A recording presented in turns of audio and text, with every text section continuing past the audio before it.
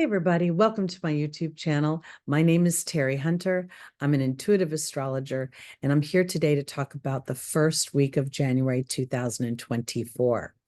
But before we go into the transits of the week, I want to let you know that I have done detailed videos for each sign for January. So that goes through each week, gives you the pivotal moments. It gives you some information on how to take advantage of the transits, because this first week is very pivotal with Mercury traversing back over the galactic center.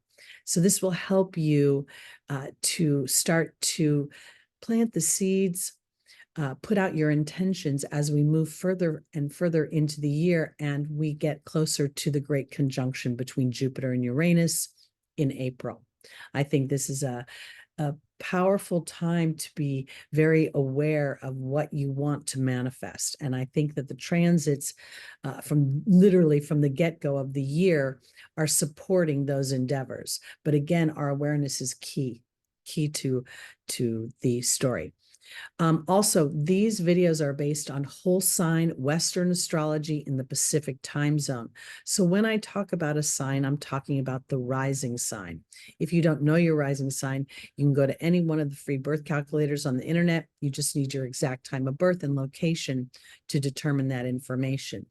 I, as an intuitive astrologer, also very much feel that the moon sign is incredibly influential over our experience here in this 3D world. So if you know your moon sign, I would check that as well, both with the January video as well as today with the readings that we're going to do. All right, so let's jump in, because Mercury is currently retrograde. It is Monday the 1st in the morning here. And I'm going to pull up the chart. We're going to look at the chart, because at about 7:15 this evening, Mercury will go direct. But Mercury is stationing for, hold on, let me pull up the chart, is stationing for about 4 days at 22 degrees. So here we see there's Mercury up in Sagittarius, and we're still retrograde. At about, as I said, let's go to 7:30 p.m. Pacific time, and we'll see Mercury has moved direct. I think this is very significant because the 22nd degree is the Capricorn degree, and Mercury rules our everyday thoughts, it rules our communications, it rules our everyday actions. And Mercury is not retrograded over this point in the Zodiac since 2016, 2017. Mercury started at 8 degrees of Capricorn when it retrograded, and then it moved back here to the 22nd degree, traversing the galactic center twice. And now it's going to go over it again a third time. The galactic center is at 27 degrees Sagittarius and represents a point where we can access the quantum fields. And in doing so, we can garnish information, we can get divine solutions to problems, inspirations, even upgrades to our current way of thinking. And we see that right now Mars is within 1 degree of the galactic center. So this period of time, as Mars has been going through Sagittarius and Mercury has been going back and forth, has really been an opportunity to have sort of a brave, pioneering spirit about how we take our own personal actions, how we assert ourselves. We assert ourselves both mentally, physically, emotionally, within our speech. And I believe that as we move further and further into January, we're going to start to be more aware of a communication between ourselves and the divine. And when I say the divine, I'm not really thinking of something outside myself, but rather maybe my inner voice that holds space for me to have a broader and more expansive experience than the human structure would afford us. So I think this is an important thing to be aware of as we start the new year. Now, there is an orb on the galactic center of 3 to 5 degrees. So if you have any personal planets in your chart within 3 to 5 degrees of 27 degrees of Sagittarius, this is significant to your soul's intention during this time. and this life path for you. So I'd pay attention to that. Mars is about to enter its exaltation. That is going to happen on the 4th. Let's move over there. And when we see Mars move into its exaltation, it starts off this 0 degrees of Capricorn, which is on the world axis. This is very powerful. It's like a new beginning when we're at the 0 to 2 degrees on the world axis is almost like a birth in many ways. There are new possibilities. There are new ideas. And again, here we see Mercury traversing over the galactic center. And I think that this is where these ideas start to feel as if I want to root them into the material world. That's Capricorn, the builder. And this is taking my spiritual awarenesses, my spiritual epiphanies, my spiritual inspirations, and now I'm making them sort of more practical. I'm thinking this is a practical way of operating in my everyday life. When we look at Capricorn, we naturally see a dutiful energy, a responsible energy, an ambitious energy. There's a lot of leadership there. And in many ways, there's a lot of adhering to human structure without the discernment whether that structure works for us or not. And here, this is where I believe Mercury has been assessing that over and over again. We also have a pivotal point at 14 degrees of Sagittarius, the great attractor. And while that's not necessarily in play today, these planets have been traversing through these points and garnishing information that as we move further into the Capricorn energy, with Mars, we're going to see ourselves be more brave in restructuring things. And Pluto's been working on that for quite some time with us. So Mars in its exaltation is in its second strongest dignity, where it is an honored guest. The red carpet is rolled out, the fine china is brought out, and Mars is feeling very powerful here. And, to me, this is, there's a lot of I kind of feel military energy on some level when I look at this, but I don't know that it means that I'm actually in the military but rather being a more dutiful soldier in enduring my unknown, enduring any sort of fears, to the point where I can push past those fears and realize the empowerment that they have to offer. I think that's very powerful going on. I also want to mention that on a mundane level, Saturn rules old age. It rules our bones, our teeth. And while Mars is moving into Capricorn, there could be actually a feeling of not feeling old, but feeling like you want to take better care of your body, take better care of your aging process. This may be something that comes into your consciousness. We also see here on the 4th, I'm going to click on the Mars. We see Mars is making a wonderful aspect here to Saturn. And that sextile is really kind of me. I always think of Saturn as being a bit like Yoda from Star Wars, especially as Saturn is creating structure within the spiritual sign of Pisces. And this is giving this favorable conversation to Mars, giving Mars a new outlook at things. There's an integration. There's an integration of what can be through our divine inspirations and how to birth these into the material world. We also see a nice trine growing between Mars and Jupiter. Jupiter is here going direct in Taurus. Taurus is another sign of building, of things that we work on over time, that we nurture, that we plant, and then we trust the process of gestation here.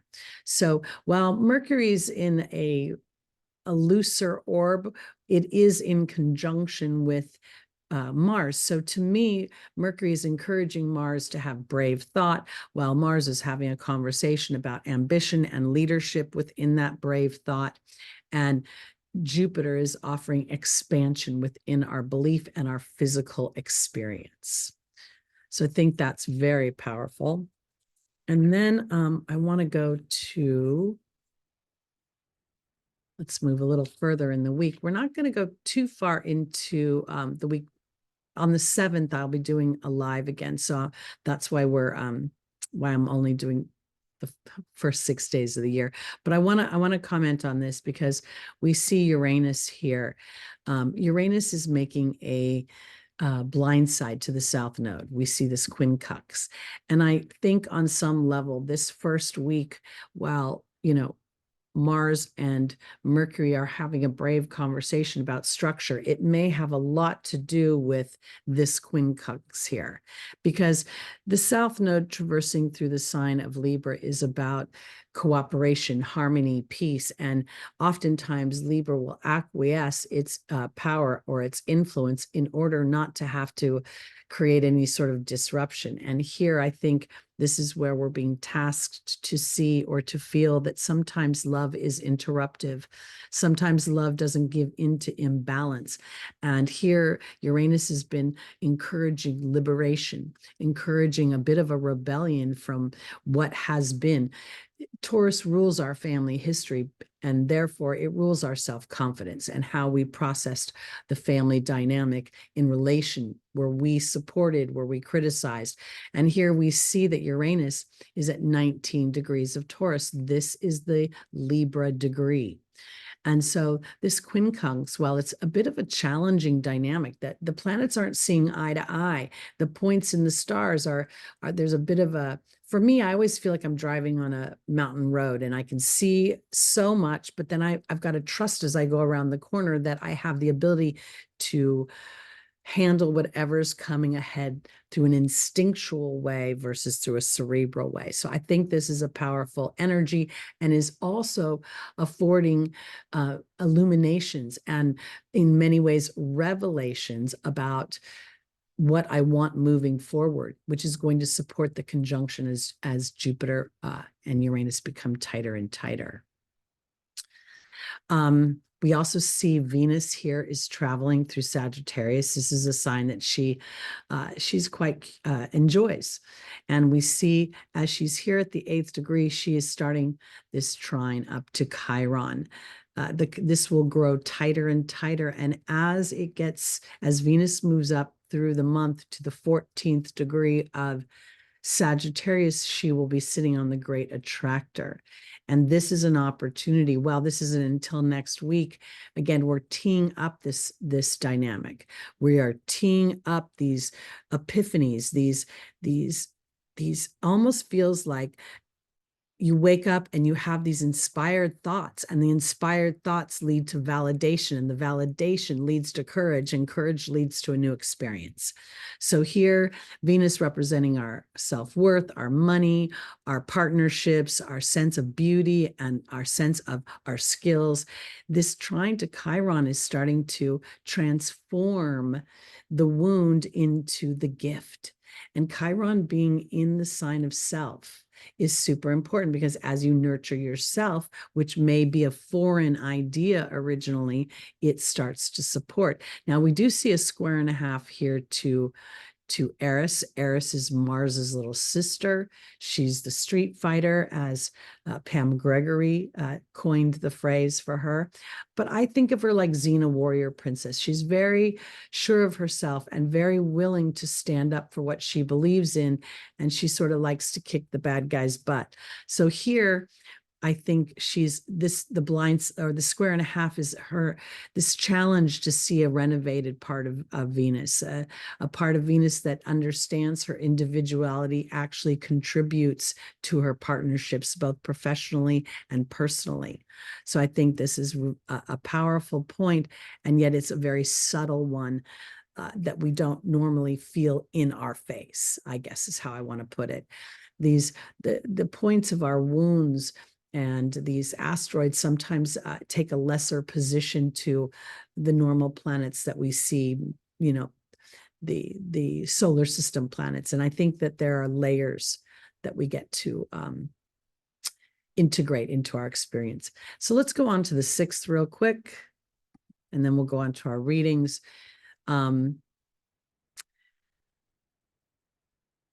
here, I think it's interesting because the moon moves very, very quickly. But here, when we're seeing the square from Neptune to Mercury, and Mercury is here just starting to get a little bit of speed. This is, to me, this sort of feeling of, do I want to escape the things that I've been, the revelations I've had, the epiphanies? There could be a very much a push-pull between what you know and what you've committed to on one level that seems very practical, very realistic, very pragmatic, however you want to put that energy that Saturn can foster. Because as Mercury moves into Saturn, moves into Capricorn, we're going to start to feel more somber and thoughts of how to create structure for our renovated self. And with the square to Neptune, I believe that Neptune sometimes, you know, it fights between wanting to cooperate with other people and feel the love of that cooperation, but at the same time knowing that I'm cooperating it maybe a place that's imbalanced, or where on the waters are too rough and I need to pay attention to it. I don't normally mention Juno, but we see here Juno right now is making an opposition to Neptune, and Juno traditionally we think of as a spot for marriage, but it also represents devotion and commitment. And I often think when Juno is in Virgo that it's like being a nun, being committed to a bigger picture of humanity. And so here there may be a little push-pull between knowing that taking care of the self is so important. You know, you've been thinking about your everyday activities, thinking about your childhood, thinking about how, you know, you have evolved up until this point. And I think it's important, even though this moon is going to move quickly, the moon here in Scorpio is asking me to dig into those deeper levels of my own personal imprint and allow for a reframing. You know, when the butterfly has been birthed from the caterpillar, well, it's no longer tangible or visible within the body of the butterfly. The spine of the caterpillar survives the transformation and is the pivotal point for that butterfly. So here I think there's a lot of butterfly effect going on as we feel this first week. The next week we're going to have a new moon on the 11th. And that's going to be one in a series of new moons at the 20th degree, again, supporting an awareness and a reframing. I don't believe it's a release. So let me now stop sharing my screen. And what I'm going to do is I'm going to start with the birthday month, which is Capricorn, and work my way around the zodiac. Again, that's going to be Capricorn rising. So we're going to pull a tarot card and then do a spread for each sign. Let's see where we're going. So for our Capricorns, we have the Tower. Now, this is a very Uranian feel to me. Some people think of it as Mars, but when I see the lightning strike and I see the unexpected, it very much feels like, you know, a dethroning, rebellion, liberation from the cold, harsh reality of the prison of whatever this particular structure is. And we know that Capricorn rules structure and authority and government. And Pluto is at 29 degrees of Capricorn, just finishing up its very long journey, breaking down structures that no longer serve humanity overall. When I think about Capricorn and I think about the structures over the last 100 years, our technology has clearly superseded so many things that we ever believed were possible.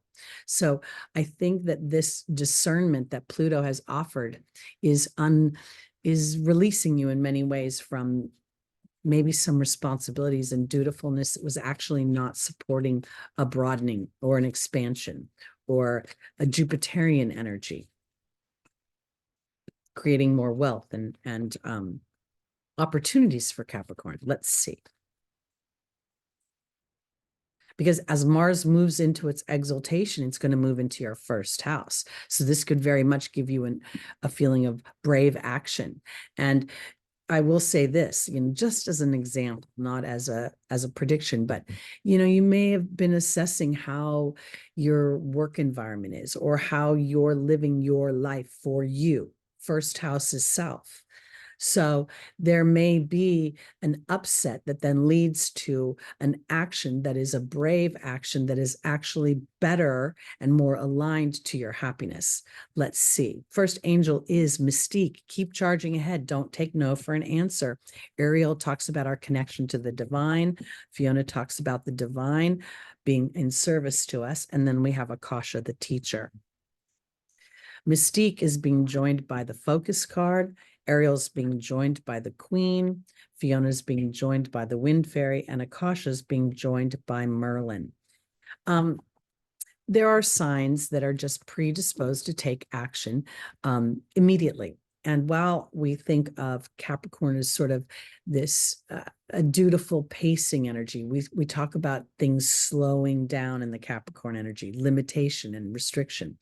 Here, I think that this Tower card is representing an interior, emotional sort of, I'm done. I'm done with whatever is making me feel imprisoned emotionally, whatever feels cold. I don't care how much authority it appears to have over me. I now am going to start to implement the divine laws of the universe. And there is no human that can override the divine laws of the universe. So Mystique is saying to keep charging ahead. You're coming out of the dark and into the light. And a lot of it has to do with your focus and your awareness of your focus. Now, I want to say this because being positive in the face of negativity, meaning straining, struggling, efforting to be positive, is like putting gasoline on a fire. Surrender if you're feeling a little bit of a challenge, and allow spirit to bring you an experience that then anchors you into your new perceptions, because experience teaches, words don't really teach. So here Ariel is offering you an experience, and the Queen is about receptivity. It represents a receiving energy, and this is what we are garnishing as we were moving over the galactic center. The great attractor is a point within the shapely cluster that teaches us through experience that we don't have to effort. And what does Capricorn do? It's the goat. It efforts. So now this is an awareness, and the efforting is not coming through physical action. It's coming through the assertion of your mind. Because here Fiona says, now that you ask God and the angels for help, be open to receiving. And this is the mind. The Wind Fairy is a 29. It represents our thoughts, our words. So as you are aligned within your thoughts, you're like, okay, now that I've started to say I'm ready to break up the old story even more succinctly and start to plant new seeds or water the seeds I've planted, and knowing that it isn't just one row of new experiences, but many that will be supported by this initial endeavor. Because Akasha is the teacher, and here is alchemy, justice, and balance. And I think that is what you've been experiencing through Pluto's transit in your first house. And now as Mars moves into your first house, then we'll see Mercury move into your first house, and then we'll see Venus move in through your first house. Now, the planets go over the Shapley cluster, through their cycle of the zodiac quite often. When I talk about the planets, I'm talking about Mars, Mercury, and Venus, which I was just discussing. But this particular time is even to me more powerful because of Mercury's retrograde over the galactic center. It's as if your everyday mind is having a communication with the divine. And now as a Capricorn, your opportunity is to start to trust that information, that it's not your imagination. And as you task the universe to give you experiences to further support what you are interpreting, I think you're going to have one epiphany after another epiphany after another epiphany that anchors you into a stronger position, which then takes all your Saturnian energy and gives it a lot of gravitas as it moves forward in the year. All right, let's go on to our Aquariuses. Rising, moon, sun, and stelliums. A stellium is 3 or more personal planets in any one house or sign. It also indicates a soul's intention and focus in this lifetime. So for our Aquariuses, we have the Queen of Pentacles. This is a Capricornian energy. You can see the goats on the throne. She looks very almost in a loving way down at the pentacles she's created. We see the bunny in the foreground running in. This is a very bountiful card. Again, this is supporting a receptive energy. The queens of each suit represent a nurturing energy, and then the nurturing is focused on whatever the suit is. So here it's about building in the material world. Now, Pluto is about to enter your first house, and everybody is afraid of Pluto because of the death and rebirth idea. But I want to offer this because we've watched in the media many people experience some Pluto transits they weren't aware of. Taylor Swift just had a transit with Pluto that broke up her 6-year relationship with Joe Alwyn. And now she's loving out loud with a whole new person. So, and the same thing happened to Gwen Stefani when her sun was being squared by Pluto when it first entered Capricorn. Because what I want to do, Aquarius, is have you embrace this transformation, because Aquarius is the most innovative, most forward-thinking. There's an excitement and an exhilaration to that Aquarian energy. And sometimes that excitement is interpreted as anxiety because you're so forward-thinking that there isn't a lot of people to support your expansive ideas, and it can make you feel a little bit outside the box and outside the connection zone with others. So here, I want to say, keep building, keep your eye on the prize, because something feels a bit prolific. You know, something's about to come into play that will allow you to feel that Aquarian energy. I really feel like the word excitement makes sense to me. So let's look at Mars is moving into your 12th house of Capricorn. Again, it's exalted there. The 12th house rules our ancestry, meaning our ancestral history and our lifetime after lifetime after lifetime. It's the natural, Pisces is the natural 12th house. And so there is a feeling of, you know, that watery feeling of transferring from the physical out back into the collective. I'm saying all this because I think Mars's entry and then Mercury's entry into your 12th house is going to bring up old thoughts. And now you can build upon them. You can actually take them, and rather than if they've been problematic or maybe even challenging in the sense of you feeling supported, now this is an opportunity for you to connect with spirit to help support you in the material world and bring you the resources within the material world, both relationship wise as well as, you know, material resources like money or investors to support your endeavors. Pluto rules billionaires. Sonia is our first angel representing your team on the other side. Bridget is asking for a deeper dive into your psychological motivations. Layla is offering an opportunity to connect with spirit. And Rosetta talks about parenting, teaching, and it also represents the inner child. Sonia is being joined by the High Priestess. Bridget's being joined by the Partnership card. Layla's being joined by the Wind Fairy. And Rosetta is being joined by the Stag. All right, my Aquariuses, very much this feels, now the Queen of Pentacles is an earth energy, okay?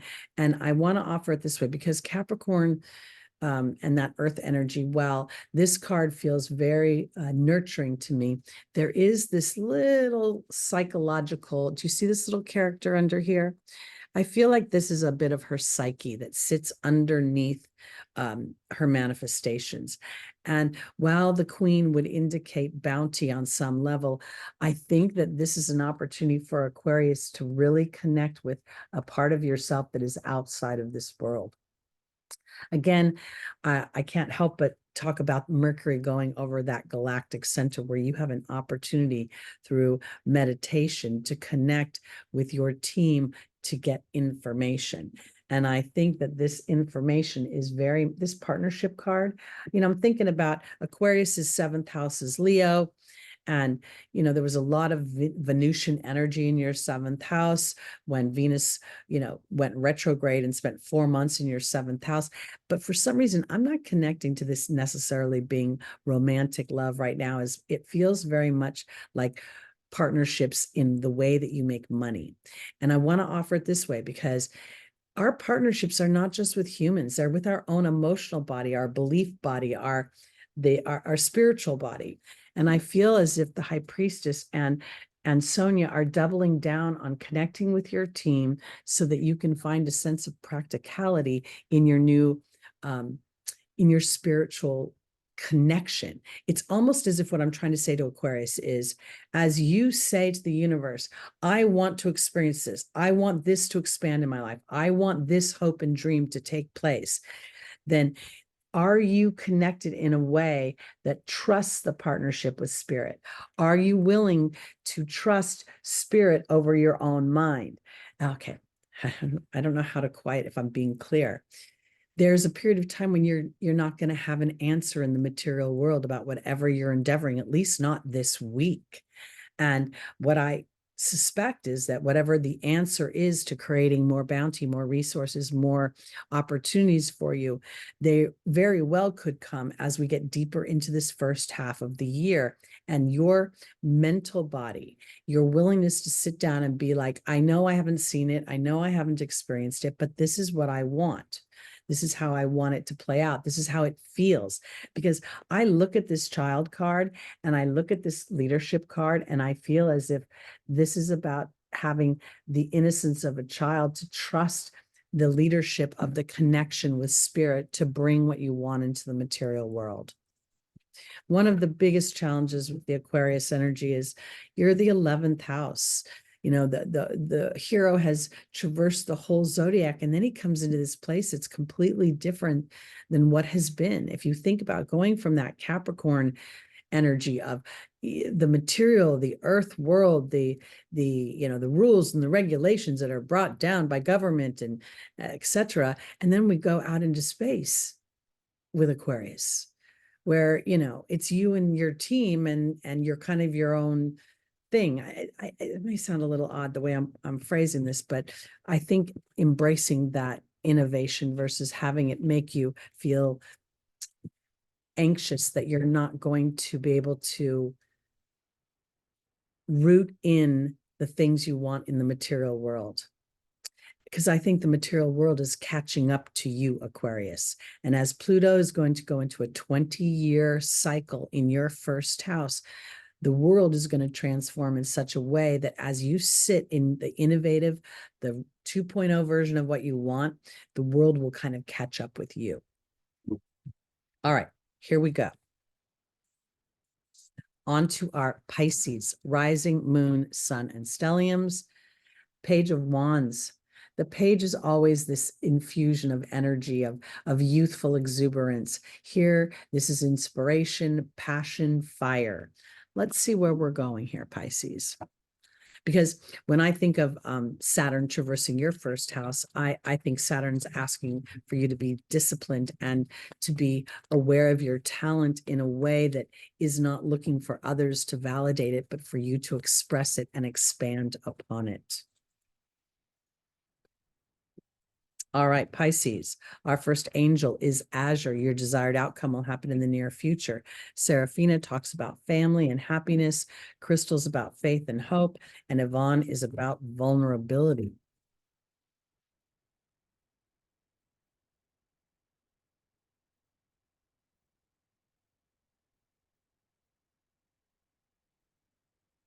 Azure is being joined by the transformational death card. We have the Queen joining Seraphina. We have the Swan joining Crystal. And we have the Cat joining Yvonne.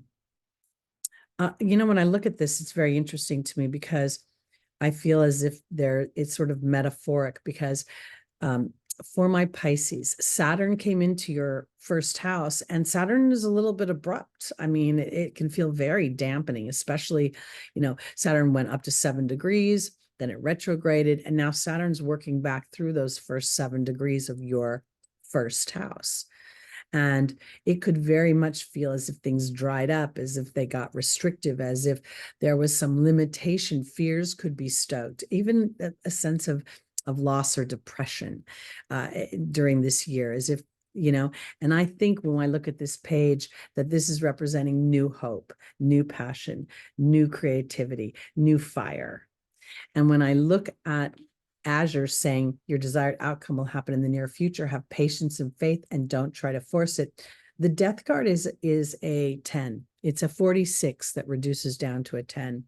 And I think what that is potentially the death of the thoughts that have pulled you under, the thoughts that have there's a very strong empathetic, compassionate, self-sacrificing energy to Pisces. And in some respects, it's not serving you, because if you attach to somebody who's imbalanced, inadvertently you acquiesce to that imbalance. So here I see Seraphina talking about a happy change to your home. And then I see the Queen, which is a very receptive energy.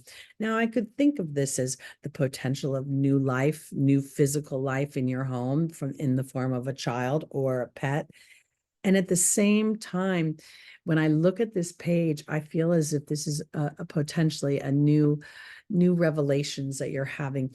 Neptune is in the last few degrees, will remain there for a while longer, of Pisces. Neptune rules Pisces. And I think this is an infusion of understanding and an infusion of, if something has gone away for some reason, if something has left my experience, that is giving me an opportunity for something that I'm unaware of that will bring greater happiness, more alignment. Because Crystal is saying, have faith and hope. There's more on the horizon. And the Swan is about trusting my intuitive body. It's also about going from the ugly duckling to the swan. And so during this particular time, as Saturn is, I believe Saturn is, two things are happening. Number one, the sign of Pisces is teaching Saturn how to stretch outside of the physical experience, and to see that every experience is a combination of ingredients. And when we're in the human body, we are still energetic beings that have energy within us, our inner voice, our inner knowing, that's holding space as we sit in this dense body.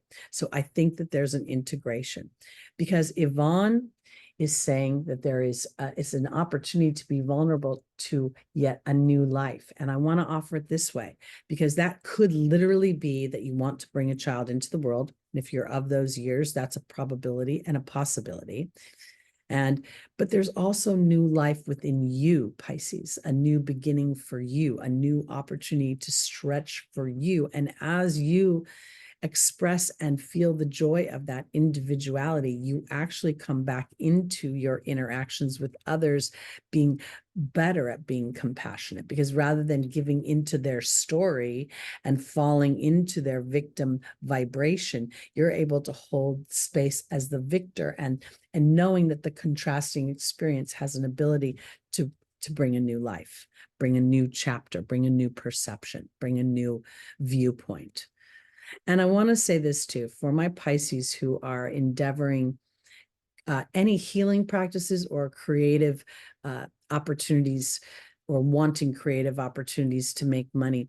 I do think these are high probabilities for you, but I do think that tenacity that Saturn requires, that endurance beyond what you can see, what you can touch, is going to be required. And Saturn isn't leaving your first house for all of 2024. Won't do that until, I believe, actually 2026 with retrograde. So it's really, this is not a death of the physical. It feels more a death of worry, a death of not trusting the experiences, and knowing that as I hone my own mind, why not me? The universe is supporting me. The universe is bringing in the components and the pavers to support my walkway, or my pathway, is the way I want to put it.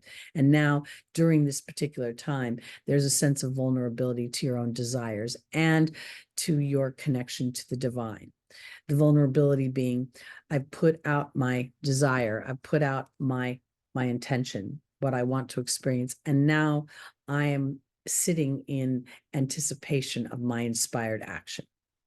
So very powerful. And I also think that meditation this month would be very, very powerful for you, Pisces. I think you, of all the signs, might get the most information without realizing it. So keep a pen and paper handy.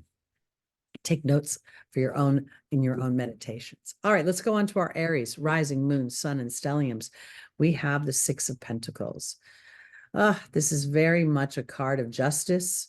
It's a card that represents a bestowing of some kind. And yet when I look at that card, I see the guy who is receiving the money is in an orange tunic. His hands are open, but the orange tunic to me very much indicates he's very connected to his desires, to his sacral chakra.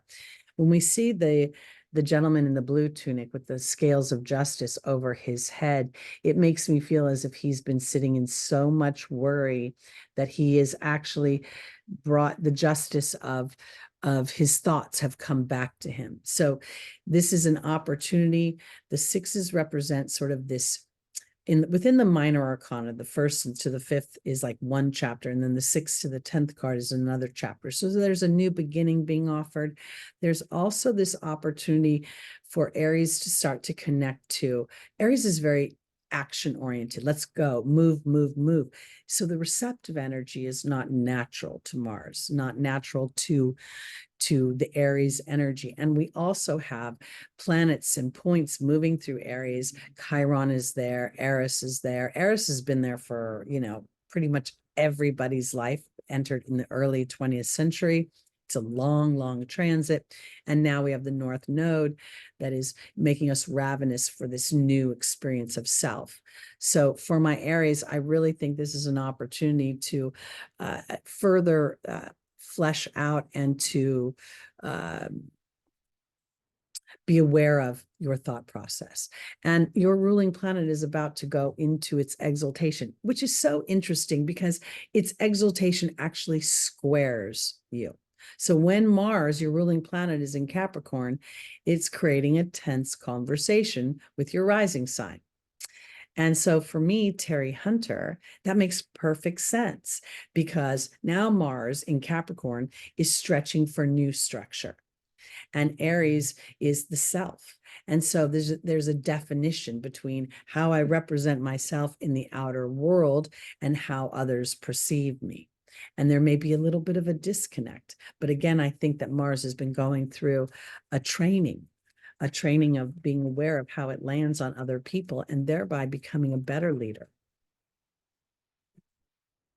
I also find it very, just on a side note, Saturn that rules Capricorn is exalted in Libra, and it naturally squares Libra. So there is a very interesting energy when we look at the layers of good news, bad news. Which side of the fence are you going to look at? All right, Aries, our first angel is Bridget. The second is Adriana. The third is Yvonne. And the final is Vanessa. Bridget is being joined by the leadership, the stag. Adriana is being joined by the joy card. Yvonne is being joined by Merlin. And Vanessa is being joined by the truth card.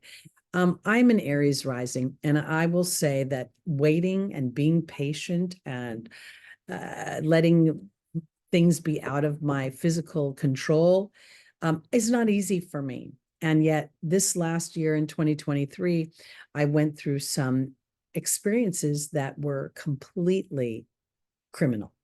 Okay. And I couldn't believe people could be so blatantly criminal and own it as if it was normal. And I have taken action. And yet in taking action to balance the situation, I've had to wait for the investigation to be completed. And this is something that hasn't been easy for me because there's been layers and layers and layers to it. So I say this because Bridget is asking me to look deeper into my leadership skills as an Aries. And I think that this goes back to this. Do you believe you'll win or do you believe you'll lose? No matter what the genre of the win and the lose is. Because as your ruling planet goes into Capricorn and it sits on the 4th of this month, at the 0 degree, there's a birthing happening. And a birthing to me feels like it is taking that Mars energy and there's an awareness now. I'm not taking knee-jerk action. I'm taking inspired action because Adriana says she's leading you to the answers to your prayers, Aries. And I think this joy card is really a more peaceful mind. It's not just the transformation of the interior of your Aries energy, but how it lands on others and getting the validation of your evolution, of your 2.0, of your reframing.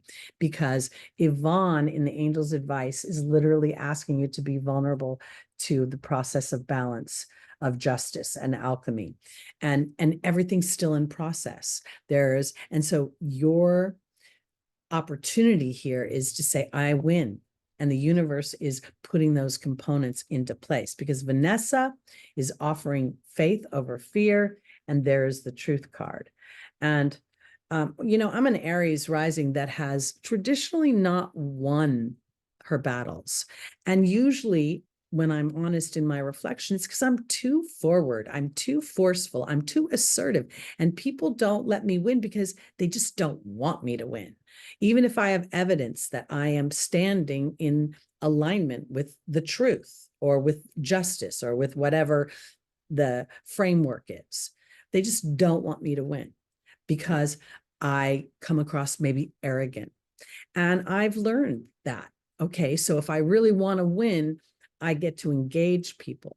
And this is not about trying to be disingenuous to myself, but rather trusting a more seasoned warrior. It's as if practicing my skills when I'm in that place of waiting for the universe to give me the next inspired action. What are my skills? My skills are trusting the outcome. My skills are being aware of my mind. My skills are being aware of when I'm sitting in too much resentment and anger because it's thwarting, slowing down the outcome. So this beginning of this year, your ruling planet going into Capricorn is starting to think that it's going to work for me. The government's going to work for me.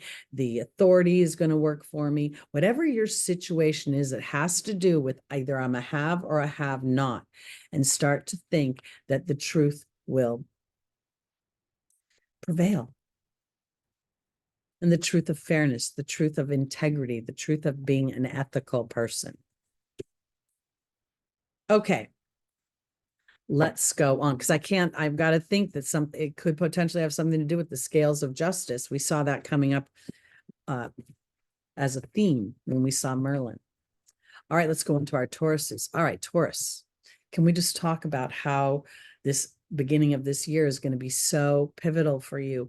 Because as we ramp up to that Jupiter-Uranus conjunction, it really offers unexpected and powerful expansion into places that you can't quite imagine because you're used to looking into your history and holding on to that history, not negatively, but often as a badge of honor, sometimes not.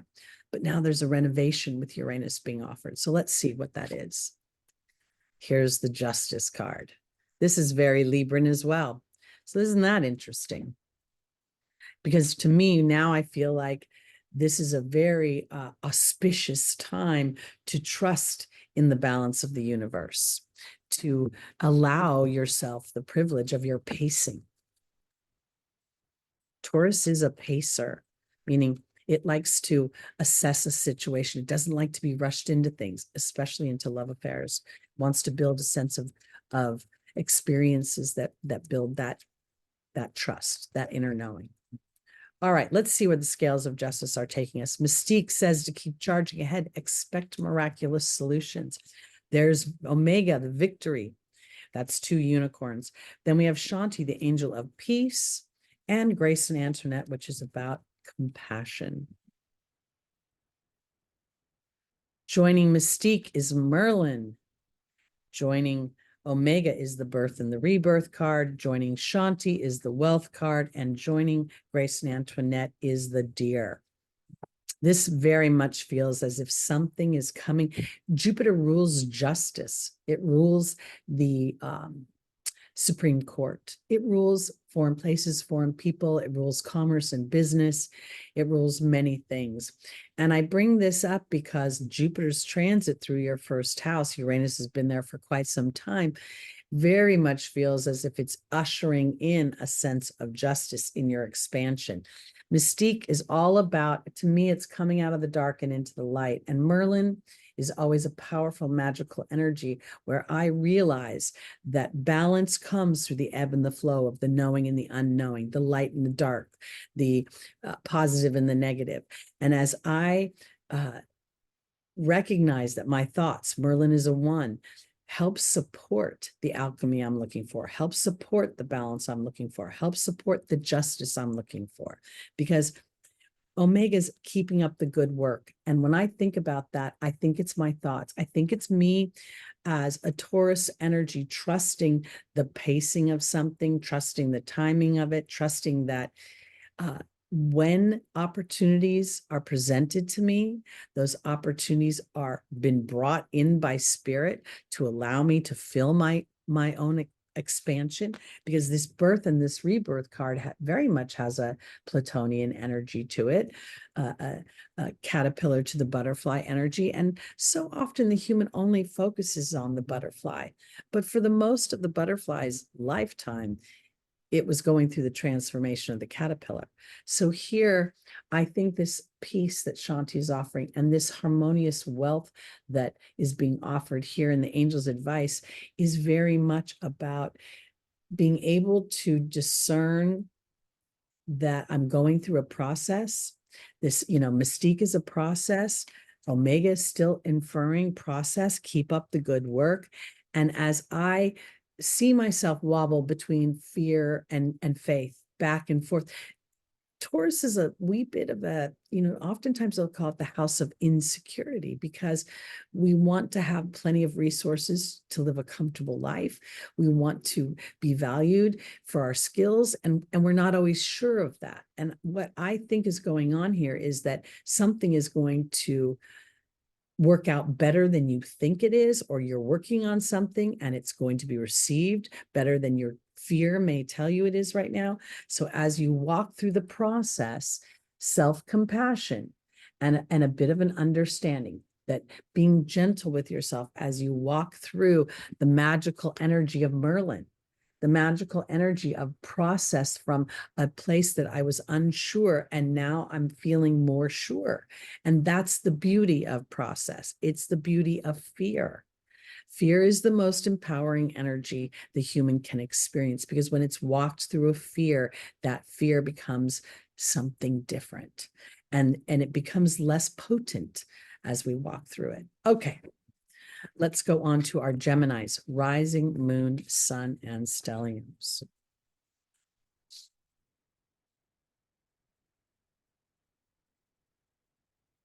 Our tarot card for the week is the Devil. This is a Capricorn energy. It's very much about restriction, about fear, about feeling in some ways trapped to something that doesn't serve me or doesn't create my happiness. And yet when we look closely at the card, the characters can just lift the chain off of their head. Their physical body positions are not necessarily tense. So there's an illusion of something. There's an illusion of something bigger than me holding me back. But is it holding me back? Now, your ruling planet, Mercury, is today still retrograde at the time of recording this video, but by this evening at about 7:15 Pacific time, it will be moving direct. This week, it will spend 4 of the 7 days of the week at the 22nd degree, which is the Capricorn degree, giving you an opportunity to really assess how you're thinking about things. Your ruling planet, Mercury, is going over the galactic center for the 3rd time, and that hasn't happened since 2016, 2017, giving you an opportunity to connect with spirit about your fears, about where you potentially feel trapped, where you feel like you can't move. And in having that conversation could very much illuminate a path that you were not aware of.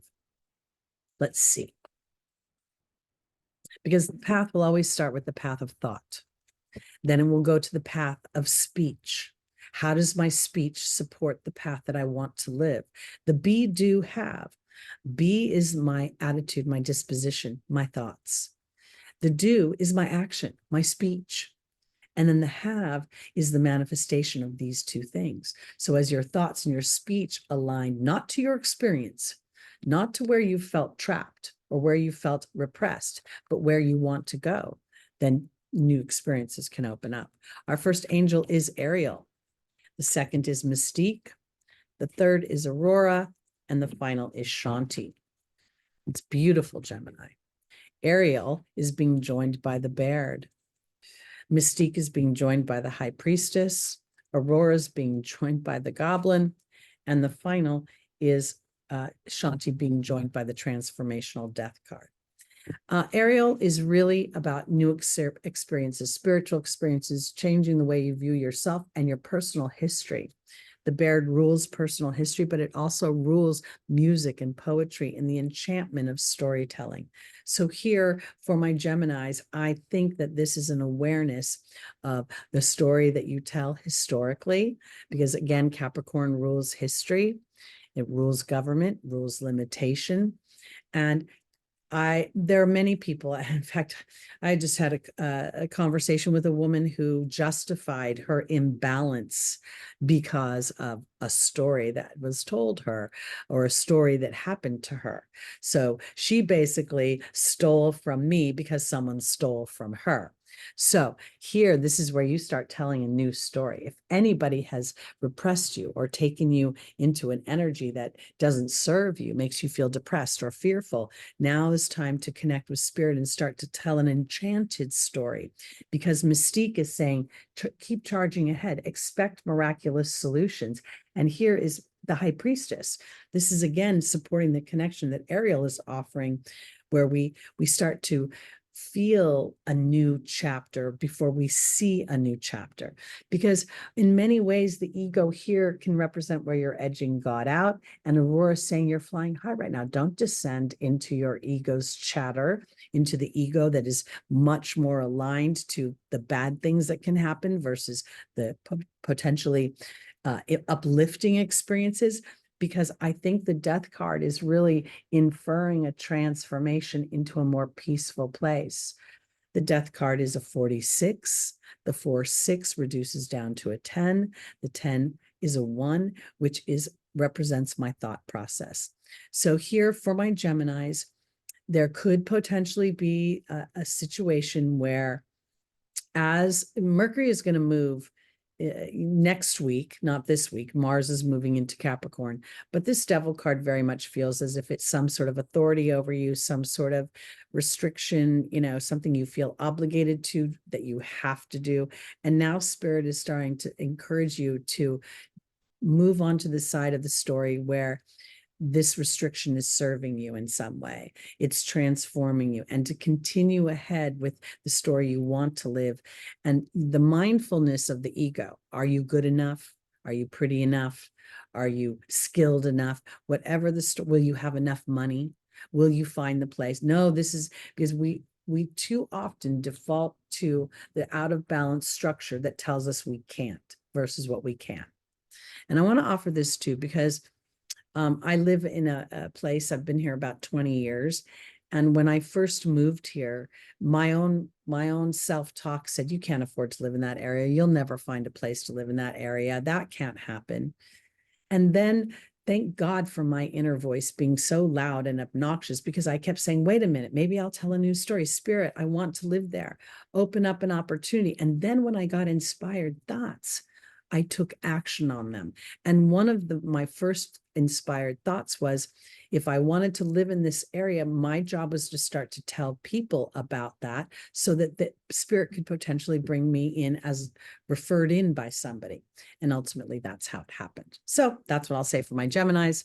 Let's move on to our Cancers: rising moon, sun, and stelliums.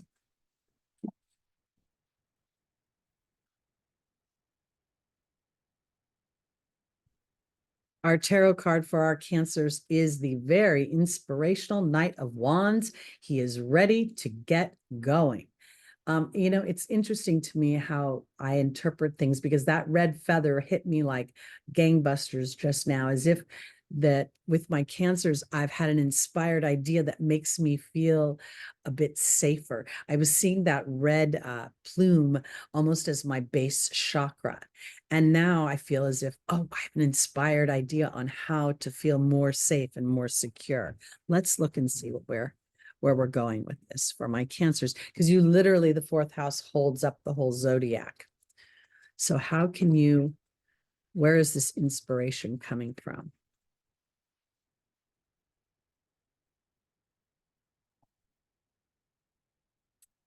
Merlina is our first angel. Then we have Xana, the angel of protection. Then we have Rochelle. And finally, we have Indriel.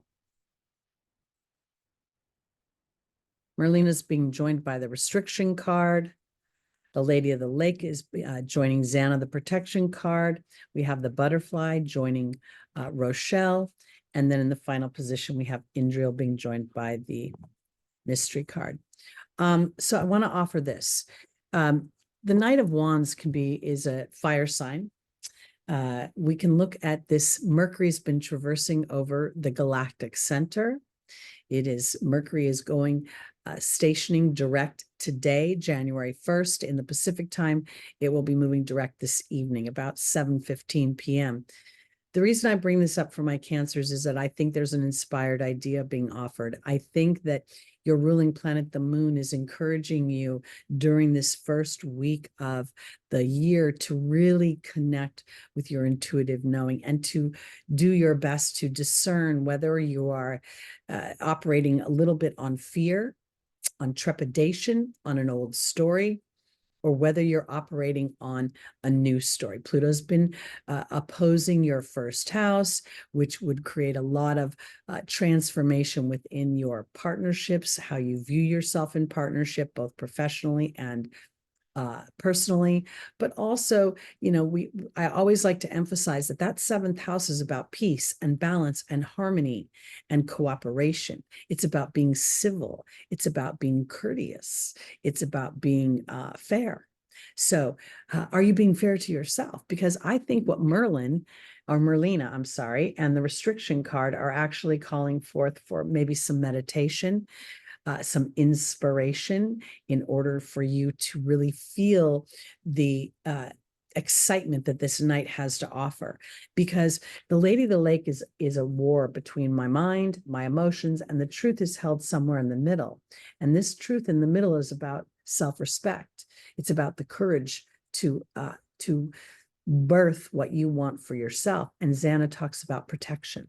Now, if we think about the sign of Cancer, it's all about other people. It's about nurturing the home, nurturing the family. It's about the healing energy. It's about the mother energy. Very little of that is about the individual. And yet at the same time, the individual's sense of self, of happiness, of purpose, of being fulfilled, and even exchange of energy is going to support that natural healer in you more in an expansive way. I want to use the word more succinctly, but I don't think that quite covers it, because sometimes when we put ourselves on the back burner, there's a growing need for balance. And then we get into a habit of feeling that we can't, like the mom always has the cold meal while she feeds everyone else the hot meal. This is out of balance, because Rochelle is saying, as you honor and follow the guidance of your heart, which is what I think this night is representing, there's transformation. There's a lot of transformation. There's beauty to be had. And that is something that Spirit has shown me repeatedly for the nurturing signs. When you give yourself to another in a way that doesn't support the individual of you, then there's a rocky road here. There's a much more loving energy when you are loving on you as you love others, because Indriel is the light worker, and there's this epiphany, and there's the mystery card, the choice card. And for my cancers, I think this is about this year gives you an opportunity to choose you, to choose what is important to you. Let's think about this. So Pluto has been in your seventh house. Now it's going to move into your eighth house of Aquarius. wait, hold on. Let me think for a second. Cancer, opposite sign is Capricorn. Capricorn's next. Yeah, I got that right. Okay. Because as Pluto moves into transformational Aquarius in a transformational 8th house, this is a whole new birthing of you that puts all the elements that you want in one place. This means you can nurture your loved ones while you nurture yourself. You can feel fed, feed your loved ones while you feed yourself. In fact, feeding yourself actually probably feeds your loved ones with a richer energy. And I mean that metaphorically, not necessarily physically. So I want to encourage Cancer to really take time in this next week to connect with your dreams, your hopes, your inspirations.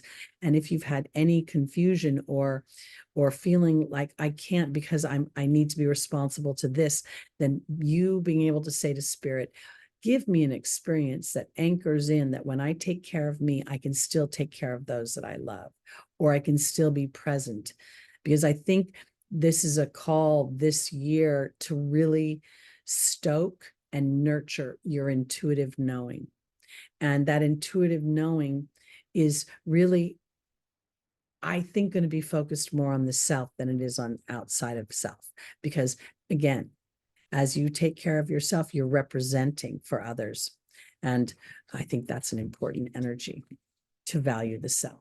All right, let's go on to our Leos, rising, moon, sun, and stelliums.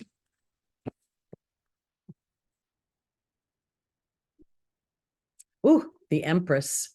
This is a lovely energy. This is a very Venusian energy. Her power comes from the stars, her crown. So she knows very much that she's connected to a larger part of herself, which is how she sits so comfortably on her throne in reception and feels so much bounty. Now, Leo is the ruler of the zodiac. Leo rules fun and entertainment and pleasure and self-expression. And I think that this is lost on most of us because most of the other signs support giving of ourselves out of balance. And then we villainize the Leo energy for its wanting to enjoy itself and wanting to have a good time. And I think that this has been a weird structure that feels very Capricorn-y. And that is what Pluto has been breaking up, because we did not come here to be slaves to other people's agendas. And if you think about it, when somebody accuses you of being selfish, what they're doing is they're saying you're doing you instead of doing me or my version of you. So I kind of want to offer this as a new you, as sort of reflecting on the things that you want in a way that will really serve others. Because as you experience your bounty, the Empress is very generous with her time, her attention, her emotions, as well as her physical resources. So Leo, your first angel is Fiona. Now that you ask God and the angels for help, be open to receiving. Akasha is the spiritual teacher. Then we have Indriel, the light worker. And then we have Merlina. Joining Fiona is the mystery card. Joining Akasha is the letting go card. Joining Indriel is the partnership card, and joining Merlina is the swan. Leo, you had Venus going through your first house for 4 months of 2023. And Venus, while she's about partnerships and beauty, she's very much about self-worth. And here, I really want to say that I feel like you yourself have been going through a transformation of awareness of the self, of your own personal wants and desires. And at the same time, Leo, as the performer, the audience is an integral part of your experience, because without the audience applause, the Leo expression feels thwarted or dumbed down. So now I want to offer this. Now that you ask God and the angels for help, be open to receiving. This goes back to the Empress, who is receiving. There's a baton pass going on here. And now this is a choice that you get to make as a Leo rising, to see yourself as somebody who is birthing ideas, birthing situations, birthing resources, birthing your talents, but in a way that is methodical, in some, I want to say it's almost as if the choice right now is to sit back and to know that whatever you've done in 2023, that as you move into 2024, there's going to be more expansion, but there's also going to be more awareness of when it is your turn to hold space for your dreams mentally and emotionally, not necessarily taking action. Leo's a fixed sign. And sometimes in that fixed sign, it doesn't move, and it can get a little rigid, right? And both of these energies are calling for flexibility. Now, when I see Akasha, the teacher, and the letting go card, I think that Leo is learning something about fear. Again, I think fear is, I don't enjoy it at all. Don't get me wrong, but I have a very acute awareness that when I'm very fearful of something, it has something to teach me about what I believe about my own value. And this is where I think this letting go card becomes something where it's like the song from Frozen. It's funny how some distance makes everything look small, and the fears that once controlled me can't get to me at all. It's time to see what I can do to test the limits, to break through. No right, no wrong, no rules for me. I'm free. And where does that freedom reflect itself? In your partnership to spirit, in knowing that you are an energetic being and you being connected to your team. And then telling your team, I want to enjoy myself. I want to enjoy my personal expression. I want to feel the applause of the audience, the laughter of the audience. I feel as if you're going through a transformation that on many levels you have not been aware of. There's magic being had right now as you understand that your fears have something to teach you versus trying to avoid them. And sometimes in the Leo energy, while you crave to express yourself, you actually will not let yourself express yourself for fear of criticism, of ridicule, of humiliation. And I think that's what the swan experienced when it was the ugly duckling. And now it's an opportunity to transform. And that transformation comes from asking yourself personally, have I given enough life, enough energy, enough support, enough nurturing to the truth of who I am on the inside? Or have I been too afraid of how people will perceive me on the outside? Venus is very much about beauty, about skills, about your money, about how people perceive your earthly experience in partnership. I mean, there's a lot going on here with Venus's energy. I also want to say this is a major arcana card. So as you, Leo, connect to the stars and you say, you know what, I do have trepidation and I do have fear. And I also know that within that fear, I have the potentials to feel achievement, to feel exhilaration. So thank you, Spirit, for helping me to be brave and to make the choices necessary to feel my own transformation. All right. Let's go on to our Virgos, rising, moon, sun, and stelliums.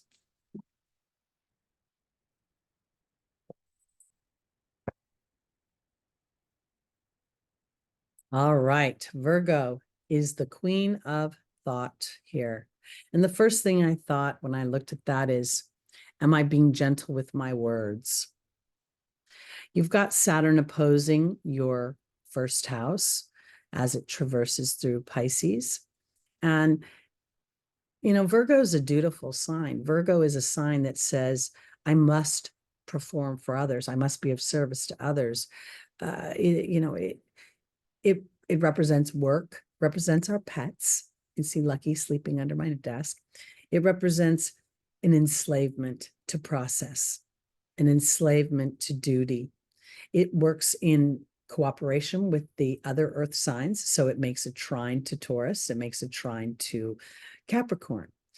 And so here, when I look at this, Virgo, I really wonder if there is an opportunity for you to be aware of maybe some of the more perfectionist thoughts you have, the more your expectations of doing things right, it could potentially spread out in your communications to others in a way that isn't landing in the way you might mean it. You may not think your words are coming across in a way that feels harsh, because I want to say this, your ruling planet is going over the galactic center 3 times.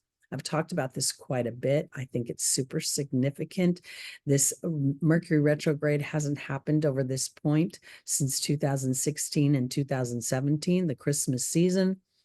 And I myself can identify that being a pivotal period of time. Now, Mercury also rules my childhood, rules my siblings, rules my cousins.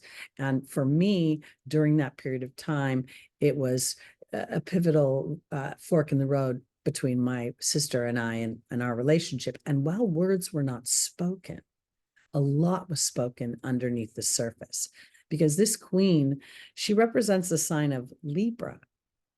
And so I wonder if my Virgos are aware of their thoughts, and if you are you stretching for those balanced thoughts? Sort of knowing that the human experience is fabulously flawed, softening the hard edges of expectation of perfection.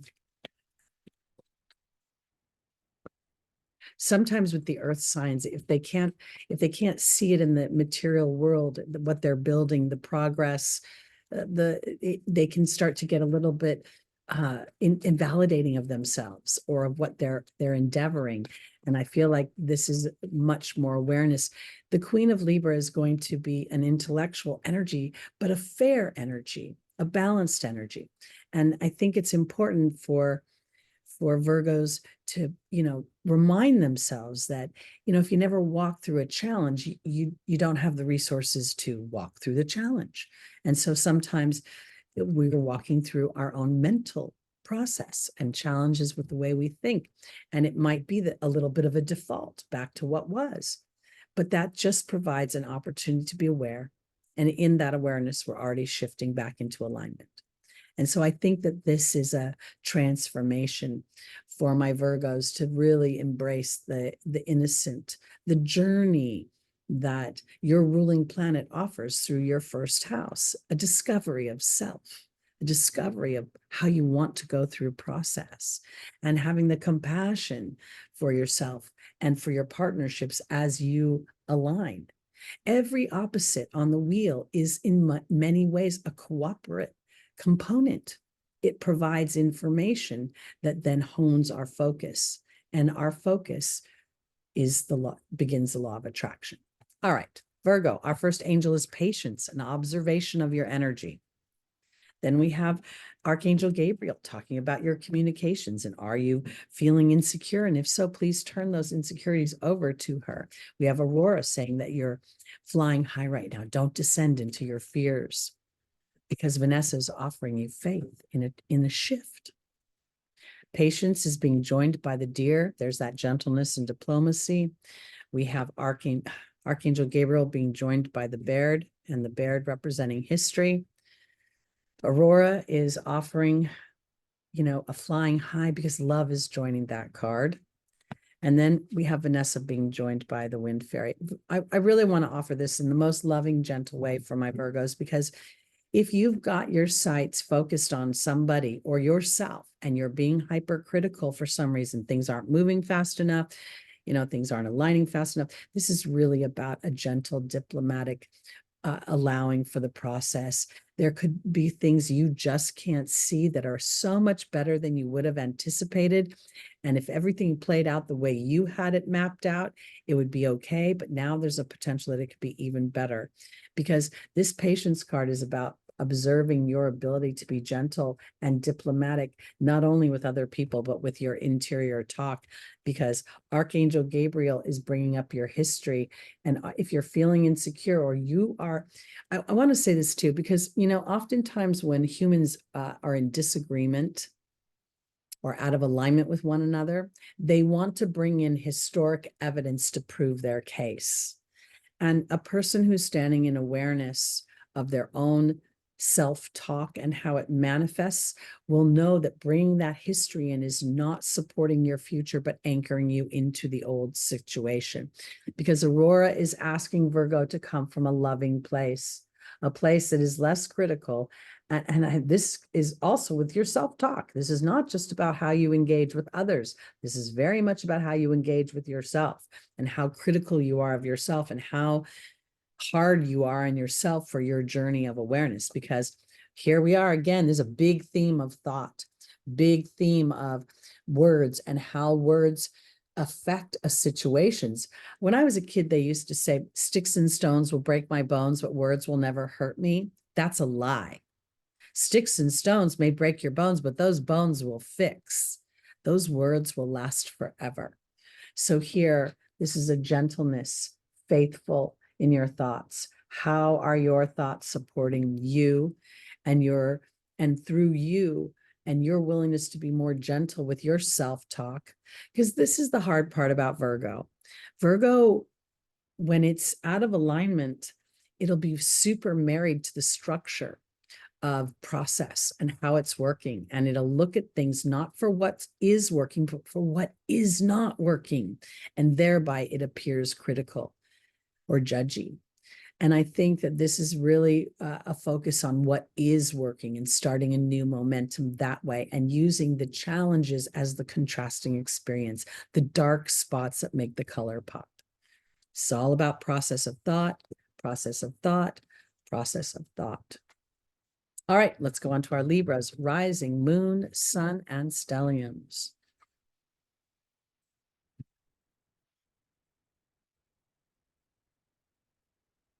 All right, our tarot card is the Knight of Cups. This is a very Piscean energy. It's a love energy. And yet I always see these mercurial wings on his helmet. Because I believe that this is where my thoughts are moving towards more spiritual pursuits, where my thoughts are with a little bit more of an ease as I go through and I contemplate how I feel loved. When I see those red fish, they very much feel like it's a base chakra thing, right? And the fish to me feels as if there's a couple things, I could kind of take it to, Jesus fed the masses with fish, not beef, not chicken, not vegetables. So it feels like it's a very Piscean metaphor for feeding the spirituality through the body of the fish when he fed the masses. Now, there's also this idea that Saturn is going through the energy of Pisces and asking us to root in our spirituality. And I believe that spirituality has a lot to do with allowing ourselves to feel fabulously flawed, to allow ourselves to focus on balance and harmony. And balance is not everything being perfect and good all the time, but understanding the ebb and the flow of give and take, lack and abundance, night and day. We don't know abundance if we never knew lack. We don't know peace if we've never known disruption. So here, I think this cup of love is coming for loving thoughts for Libra, allowing a sense of flow. Let's see where we're going. Our first angel for Libra is the Patience card. The second is Archangel Raphael, the healer. Then we have Sonia representing our team and Merlina. Merlina's coming out a lot today. Patience is being joined by the Baird. The Fire Fairy is joining Archangel Raphael. Sonia is being joined by the Raven. And Merlina is being joined by the Spider. When I look at this, we see this character is in motion. He has not crossed that little path of water. He's still on one side of it. And there's something about this that feels as if for my Libras, that, the holidays themselves can bring up our history without realizing it.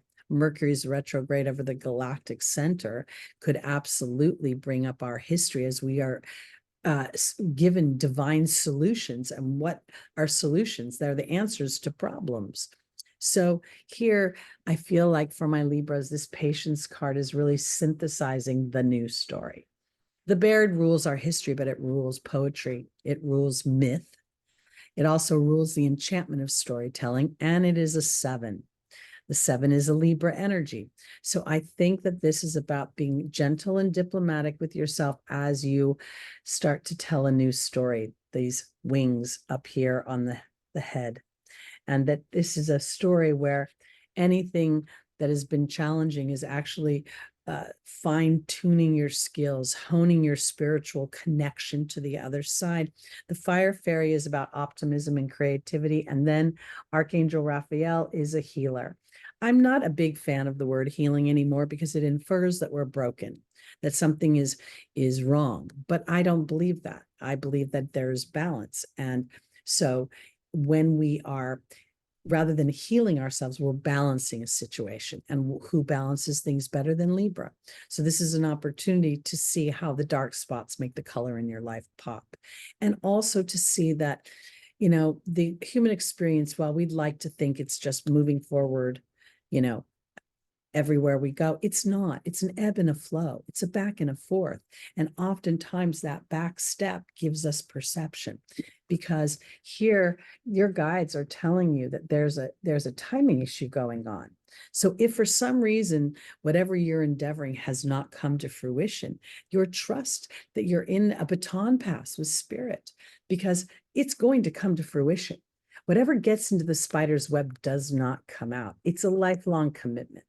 And Merlina, while she can represent confusion on the face of the card, the words do not match what Merlina actually represents. Wizards, they harness magical power. Magical power is because we're aware of our thoughts, and our thoughts kick in the divine laws of attraction. And when we know that our thoughts are aligned to what we want to experience, and we know and we trust that the universe will bring it in that experience. It has no choice. The universe will respond to the dominant thought regardless of whether that thought supports your happiness or your unhappiness. And that's one of the things we hone in this human experience, is the grace we give ourselves to see when we're in a wobble, when we're in fear, and then engage the universe to help align us. And it does that. And as we get used to that, we build a stronger and stronger momentum of it. And that's what I think gets into this web and doesn't come out, is a trusting of the story that I tell that will bring me across this path of water and into the promised land. All right, on to our Scorpios. Rising moon, sun, and stelliums.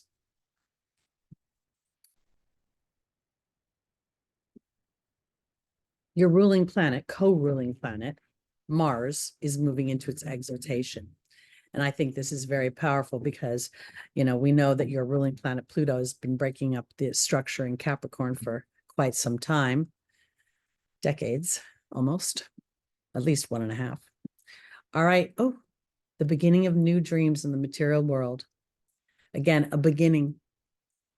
Let's see where we're going, Scorpio, because when I think about the idea of these planetary shifts, I think it's really powerful to be aware of, like when I think of Mars going into Capricorn, I feel as if very much it's where I'm starting to understand that the structure of the human experience, while I don't always think it is supporting me, if it's slowing me down long enough to have a deeper revelation.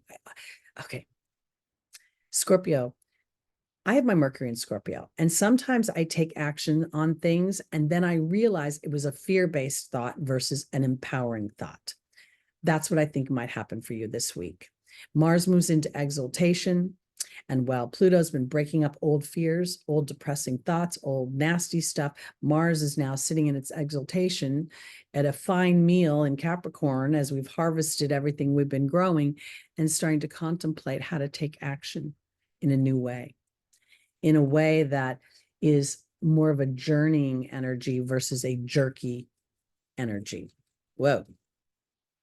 Well, our first angel for you is Caressa, saying that you're at the end of a life cycle. New happiness awaits you, Scorpio. Isaiah is saying it's time to give birth to new ideas and new situations. Xana is saying you're being protected. And then Isabella is saying, yes, the timing is right for this new venture. You know, sometimes when we lose something, we actually gain something. And there's a weird feeling when I look at Caressa of, you know, if Scorpio has thought that something was great for them, is it great? Is it really as uplifting as you think it is? Because if it goes away, something better may be replaced. Caressa is being joined by the restriction card. Something is going to go away for you, Scorpio. but I don't know that it's negative. It might be something that moves out of your experience because you were too afraid to move it out yourself. Isaiah, giving birth to new ideas and new situations. There's that risk card joining that. Xana is being joined by the protection of the hawk, which is an 11, which is your thoughts. And then Isabella is saying, yes, the timing is right. And she's being joined by the high priestess. Scorpio, if you have a job or if you're endeavoring something that may be making you money, but it's not making you happy, it may blow up. And that blow up, I don't know if it's necessarily a negative thing. And I'm not saying it's going to blow up this week. It may start to show disruptive energy that when Jupiter and Uranus go conjunct in Taurus, that we may see it happen then. But right now it's about contemplation. Right now, it's about reassessing your dreams and what you really want. And are you willing to go down the path? Because, this restriction card and this ending card is offering a new happiness, but this is also a connection to what you really want to experience. And it doesn't have to be a career. It could be, I want to get married. I want to have children. I want to get divorced and I want to move away from disruption. It's a new chapter that requires a risk. And there's a gestation period attached to it. As we see, this woman is pregnant and the angel is holding space as she is gestating something new. And you're going to have to risk something. And I think that risk is really looking to your dreams, not looking to, whatever you consider the earthly possibilities of it. I don't care how old you are. Say you're in your 60s and you want to birth a performing career. Knock it out. Give it a try. Scorpio is so powerful. Assert yourself, because Xana is offering protection as you start to rise above the situation and start to say, maybe it's worth the risk. Maybe it's worth me saying, if I don't take action on this now, when will I take action on it? Because Isabella is saying, yes, the timing is right. And then this high priestess feels like your inner voice is calling to you to stretch beyond wherever you are right now and to allow your real hopes and dreams, the deepest parts of your heart, to expose them to yourself. Scorpio is a sign of power and control, and our fears have a lot of power and control over us. And as your co-ruling planet Mars moves into Capricorn and sits at that 0 degree on the 4th of January, it's a new beginning. It's a new possibilities for new structures, new platforms for your expression. And it may not be about quitting your day job to get it done, but putting your day job in an emotional category where the investment into that day job isn't really what's going to bring you what you want. The emotional investment in yourself will. And as you align to that, the universe will start to bring experiences to support that. So I think it's really, really powerful. We're also going to see Pluto start to square you as it moves into Aquarius. And I think that's important because that square is one of those tense moments between what has been and what can be. And the unfortunate part about being a strong sign is it also will, make you acutely aware of where you've been thwarted or where people have put you in a box. And sometimes the strong signs have to process their pissed offness before they can get into their new chapter. So don't let Mars or Pluto, for that matter, don't focus too much on where the disruption has been, but where you can go. All right, let's go on to our Sagittarius. This is our last sign of today. Oh, what a beautiful card, the 10 of Cups. Now, this is so much fun. Happiness, joy. There's nothing but celebration, rainbows. It's all good news here. And the 10, again, is a 1. So I'm always going to support my thoughts are what is going to be the platform for my experiences. Now, let's think about this, Sagittarius. You have Venus in your house. You have Mercury in the house. And as of today, January 1st, 2024, you still have Mars in the last degrees of Sagittarius on the galactic center. Venus is heading towards the great attractor. This week and moving into January, focusing in on what brings you happiness, focusing in on where you want to be, not how you're going to get there, but just what it feels like when you land. This joy, this will start to bring in those experiences in a very powerful way. Let's see. Our first angel is Desiree. The second is Crystal. The third is Bethany. And the final is Archangel Uriel. We have Desiree being joined by Merlin. We have the spider joining Crystal. We have the focus card joining Bethany. And we have the dragon joining Archangel Uriel. Okay, I want to offer this because we had so many planets in retrograde the end of 2023. And while things kind of felt a little like it was slowing down, or there was a little bit of potentially a stuck energy, your ruling planet was retrograde for the end of the year, Jupiter, and now Jupiter's just starting to move forward in Taurus. So conditions up until now may not have been favorable for the manifestation, but they were absolutely supporting the process of manifestation, because Desiree is saying up until now, conditions were not favorable for the alchemy, for the balance, but there is something coming in. And I think it's going to be some sort of divine inspiration, idea, some sort of solution that will then be implemented in the subsequent weeks ahead versus right now. Because Crystal's saying have faith and hope, there's something on the horizon. And then there's the spider. The spider can represent the World Wide Web, represent projects, but whatever gets into that web doesn't come out.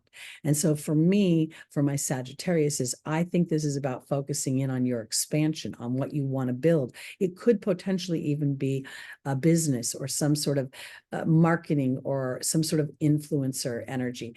And if for some reason you've been walking through a disruption, because Jupiter also rules, civil, or rules the Supreme Court. So there could be, disruptions within some legal cases, but as you give life to the idea that everything is all well, and you focus on self-care during this time, because here's Bethany and the angel's advice, and the 33 is the focus card, again speaking to where am I putting my mind.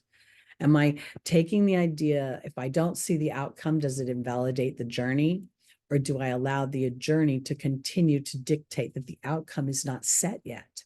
Because your power and strength come from a cool place versus getting into frustration. And I feel as if whatever you're endeavoring in the way of expansion, and I would have to think that your ruling planet being in Taurus, there's the potential that you're birthing your own skills, you're birthing your own perception. You could even be rewriting your childhood experience that supports you in a much more expansive way versus tethering you to an old dynamic. Sagittarius is, I think, considered to be like, I think of it as one of the nicest signs of the zodiac. Like everybody that I've ever met with strong Sagittarius energy is super, super kind, super fun, super inclusive. Sometimes there can be a little bit of a Miss Know-it-all energy attached to it, but I don't find that to be the primary energy. Oftentimes I find it to be very, very curious and inclusive. So I think this is wonderful. So this week is about not worrying so much about what's happening in the physical, but rather to keep your eye on the prize of what makes you happy, to understand that as the planets, are retrograding, give them a little time to ramp back up and align. And we have seen Jupiter at 5 degrees for quite some time as it stationed to go direct. And it pretty much stays at that degree this week. And we'll see Venus starting to come into an energy of conversation with Jupiter, and that will be illuminating as well, because Venus rules money as well. And somewhere here, I feel as if there's the potential for more resources coming into a place where there's more flow, and we're feeling a sense of expansiveness and celebration at the possibilities ahead. And so this awareness that frustration slows the roll, go do something fun in the meantime. Sort of say, oh, it's in Spirit's hands now, and I'm going to focus on taking care of me while Spirit takes care of things I can't see, and then boom, you'll get your inspired action to move forward.